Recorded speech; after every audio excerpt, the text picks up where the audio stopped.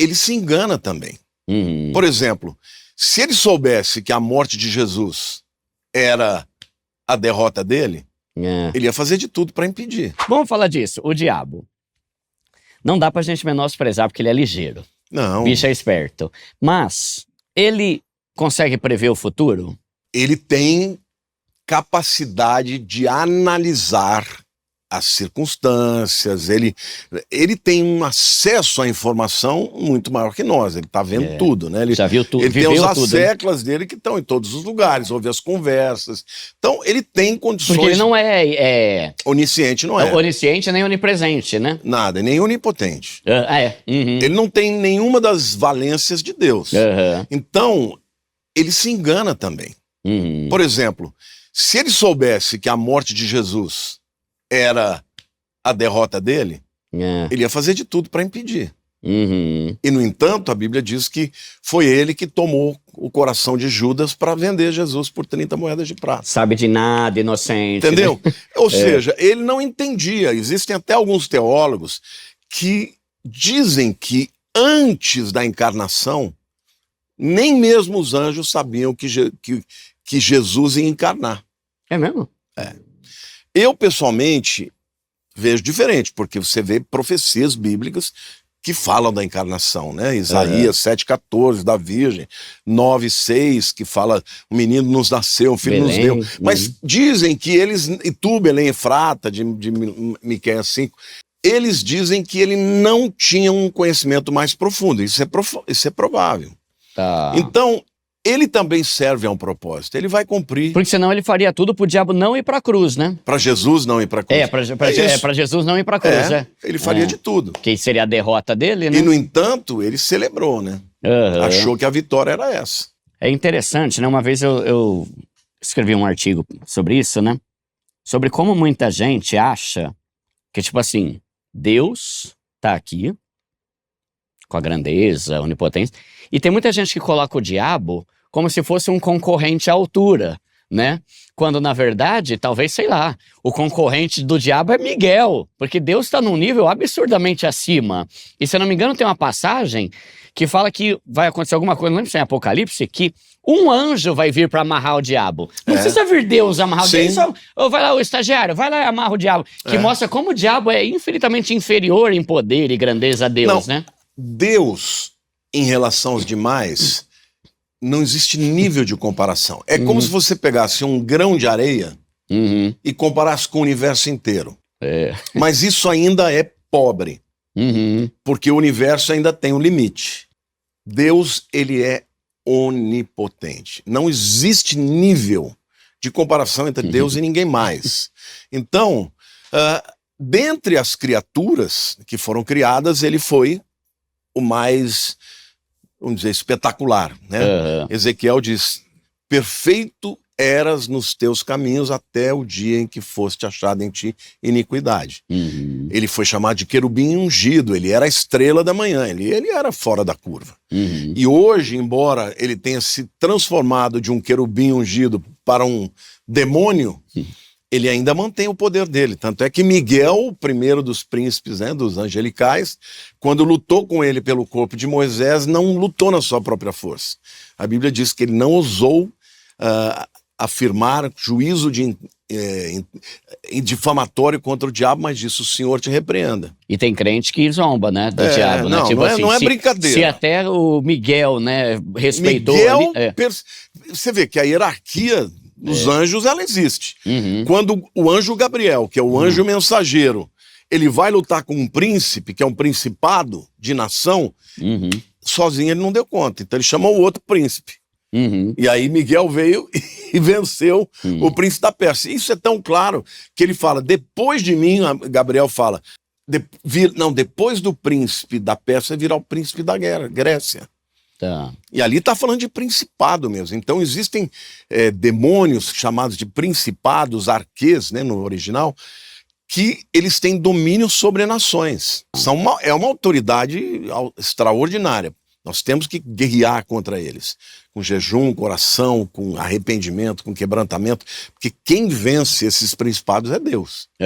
A gente não tem esse poder, entendeu? Agora, o diabo é o chefe deles todos. Tem alguma base bíblica, falando de hierarquia, essas coisas? Aquela ideia, tipo assim, tem alguns demônios que para você repreender, você pode ser um membro da igreja. Tem demônio que para você conseguir repreender, você tem que ser líder de ministério. Não. Tem uns, você tem que ser pastor, porque fala que potestade, você tem que ter um nível acima. Não tem base bíblica nenhuma. A autoridade depende da sua espiritualidade, da sua busca. Jesus disse que há algumas castas que se expõem, que se expulsam com jejum e oração. Tá.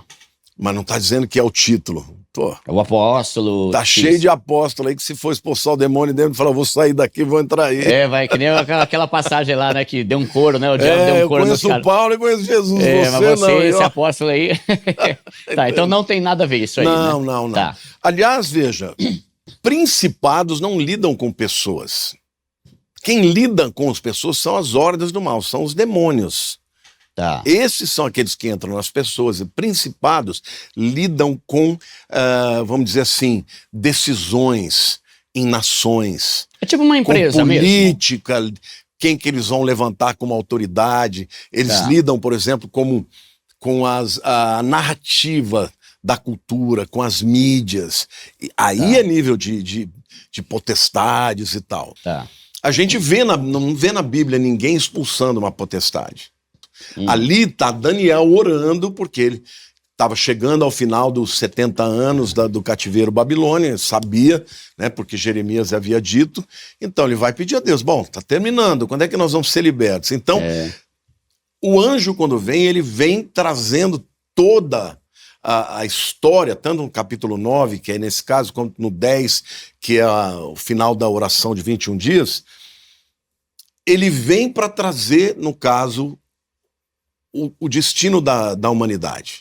Porque esse era o propósito de Deus, revelar, né? Revelar em termos, né? Porque depois Deus fala, sela o livro e a profecia porque não é para agora, é para o tempo do fim, né? Mas ali você não vê que Daniel está lutando com os principados. Quem está lutando são... Daniel está orando ali. Ele está orando, e os príncipes estão lutando entre si. Tá, então boa. A guerra é uma guerra de reinos. Tá. Entendeu? Lá no livro de Apocalipse, capítulo 12, Satanás está lutando contra a serpente, contra o próprio diabo. E ali ele vai ser expulso definitivamente e vai arrastar consigo 1/3 dos seus demônios para a terra. E não vai mais ter acesso ao céu, né? Tá. Porque hoje ele ainda tem acesso ao céu. Lá no livro de Jó fica claro, né? Tava um dia que Deus reuniu os anjos, apareceu o diabo.